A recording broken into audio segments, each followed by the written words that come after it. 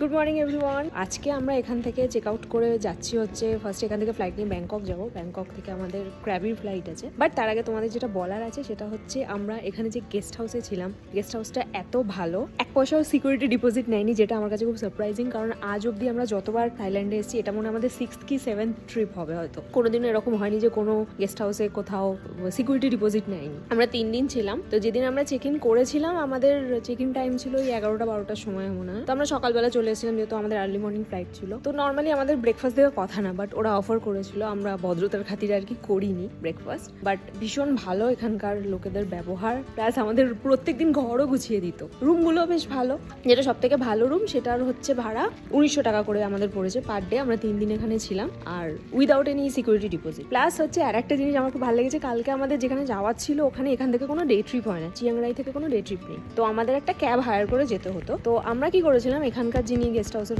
ওনাকে বলেছিলাম যে আমাদের এরকম একটা ক্যাব লাগবে। তো আমরা এখানে বোল্ট বা গ্র্যাব দুটোই আমাদের কাছে আছে, বাট আমরা দেখলাম ট্যালি করে যে আমাদের মোটামুটি 1500 ভাট থেকে 2000 ভাট খরচা পড়বে, কারণ আমাদের দুটো জায়গায় যাওয়ার ছিল, অলমোস্ট 50-60 কিলোমিটার্স ওয়ে এখান থেকে, প্লাস আমাদের ব্যাক করার ছিল। বাট উনি খুব অ্যাফোর্ডেবল ইয়েতে 1000 টাকা, 1000 ভাটে, ওদের কারেন্সিতে 1000 টাকায় আমাদের একটা ক্যাব অ্যারেঞ্জ করে দিয়েছিল। ক্যাব ড্রাইভারও ভীষণ ভালো।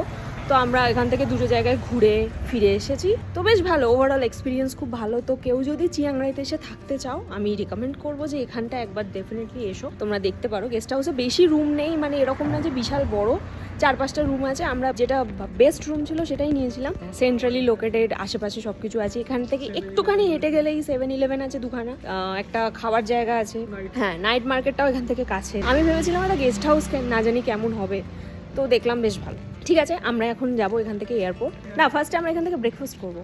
এখানে এরা সব রেডি করে রেখে দেয়, তোমাকে নিজেকে এসে সমস্ত কিছু নিজেকে বানিয়ে খেতে হবে। এখানে সমস্ত কিছু রাখা রয়েছে আর সারাদিন খোলা রয়েছে, তুমি আসো, খাও, নিজের মতো টাইম নিয়ে খাও, খেয়ে চলে যাও। প্লাস হচ্ছে এখানে নর্মালি আমরা যখন কোনো হোটেলে থাকি 2টো করে জলের বোতল দেয়, বাট এখানে দেখলাম হচ্ছে যে জলের কোনো লিমিট নেই। এখানে একটা ফ্রিজ আছে, ফ্রিজের মধ্যে ওরা 5 থেকে 6খানা জলের বোতল অলরেডি রেখে দিয়েছে। আমরা যা জল ইউজ করি শেষ হয়ে যায় আবার এসে রিফিল করে দিয়ে যায়, এরকম নয় যে কোনো এক্সট্রা চার্জ করেছে, যেটা নর্মালি হয় না কোথাও। তাই জন্য আমি দেখলাম যে গেস্ট হাউসটা অন্য জায়গার থেকে বেশ ডিফারেন্ট। আর ইনি হচ্ছে ওনার, ইনি নিজে সমস্ত ক্লিন করে। সকালবেলা ভোরবেলা উঠে যায়, আমরা একদিন 5:30টায় উঠেছিলাম বেরোবো বলে একটা ট্রিপে, তো দেখছি উনি উঠে তখন থেকে ব্রেকফাস্ট রেডি করছে। Can you say high?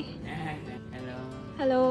Plus কেউ যদি স্কুটি হায়ার করতে চাও এখানে সেটার অপশানও রয়েছে, এখানে ডে ট্রিপের অপশানও আছে। আমরা নিজেরা ক্যাব হায়ার করে গেছিলাম, বাট 1200 বাট করে নেয় ওরা। তো আমরা সব জায়গায় যাইনি অ্যাকচুয়ালি, বাট এখানে অপশান আছে, চাইলে ওরা যোগাযোগ করিয়ে দেবে। তো এই ছিল আমার আজকের ভিডিও। ডেফিনেটলি আমাকে জানিও যে তোমাদের কেমন লাগলো, আর দেখা হচ্ছে নেক্সট ভ্লগে। টাটা।